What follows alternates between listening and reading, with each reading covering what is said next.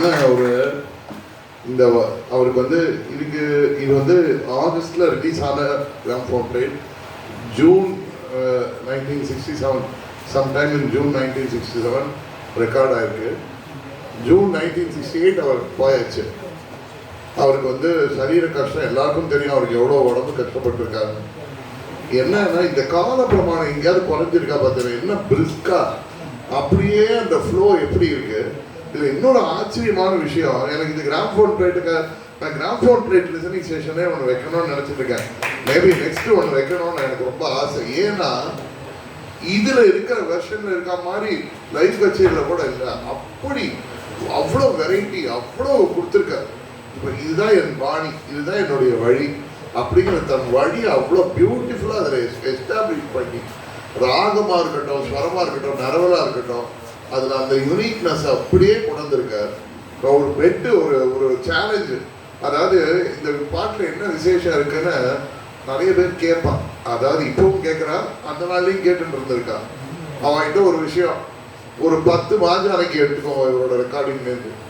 அந்த 10 எப்படி இருக்குங்கிறத கேட்டு பார்த்தா நமக்கு தெரியும். ஒவ்வொன்றும் ஒவ்வொரு வெரைட்டி சொல்லும். இது அந்த மாஜானைக்கு, இது பாம்பே கச்சேரி மாஜானைக்கு, இது வந்து இது மியூசிக் அகாடமி கச்சேரி மாஜானைக்கு, இது திருவையாறு ஆராதனை மாஜானைக்கு, இது ஆல் இண்டியா ரேடியோவில் பாடின மாஜானைக்குன்னு ஒவ்வொன்றும் ஒரு வெரைட்டி இருக்கும். அதாவது அவருக்கு வந்து ஒரே பாட்டியே திரும்பி பாடுறோங்கிற ஒரு இன்செக்யூரிட்டி இல்லை. இப்போ வந்து பாடினதே பண்ண ஐயா இதே சபாவில் நான் போன வாட்டி காம்போதி பாடினேன், ஓரங்க சாய் பாடினேன், இனிமேல் ஜென்மத்துக்கும் இந்த சபாவில் ஓரங்க சாய் பாடக்கூடாது. ஸோ அடுத்த தடவை காம்போதி பாடினா உடனே வேற எதையாவது பாடி ஆகணும். இவனுக்குலாம் இப்போ பெரிய ஒரு அப்செஷன் என்னன்னா, புதுசாக மாறி மாறி பாடிட்டே இருக்கணும். அப்போ என்ன ஆகுதுன்னா, இந்த பாட்டு என்னோட பாட்டுன்னு அவன் எதையுமே ஓன் பண்ணுறது இல்லை. இப்போ பாடுற எல்லா அநேக வித்வான்களும் ஒரு பாட்டு இது என்னோட பாட்டு, நான் பாடினா எனக்கு அவ்வளோ ஆனந்தம், நான் பாட்டா கேட்குறவானும் சந்தோஷப்படுவான் அப்படின்னு நினைச்சு ஒரு பாட்டை ஒருத்தரும் பாடுறதில்லை. இவ்வளோ வருஷம் ஆகி இவ்வளோ வருஷம் கழிச்சு நான் மாஜானிக்கே மதுரமணியத்தை தான் கேட்கணுமா? என்னால் இன்னொருத்தருக்கு கேட்க முடியலையே. இன்னொருத்தர் மாஜானிக்கு பாடி நிறையா வாட்டி கேட்க முடியலையே. திரும்பி என்ன பாடினதே பாடப்படாதுன்னு ஏதாவது ரூல் இருக்கா என்ன?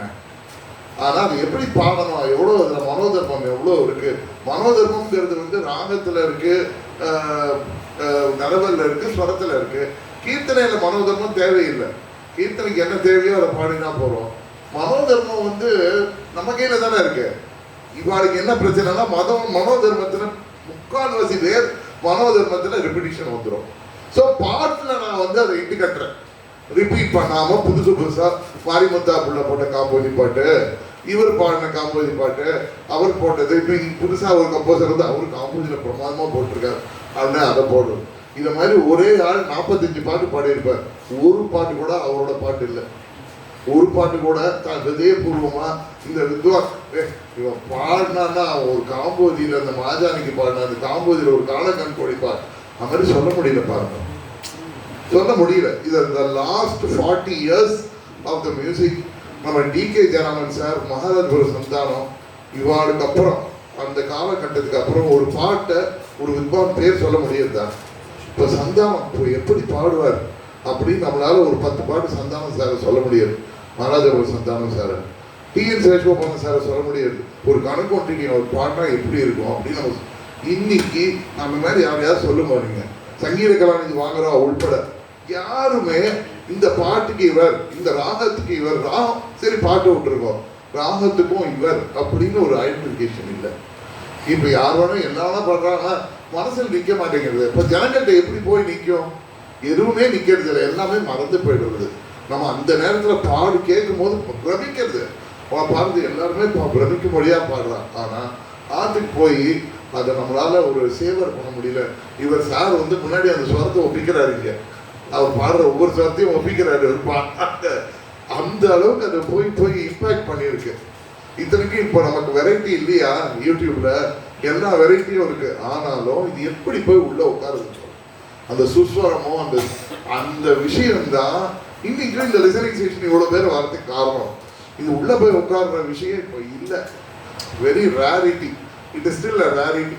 Commodity is abundant, but nothing is going to our heart.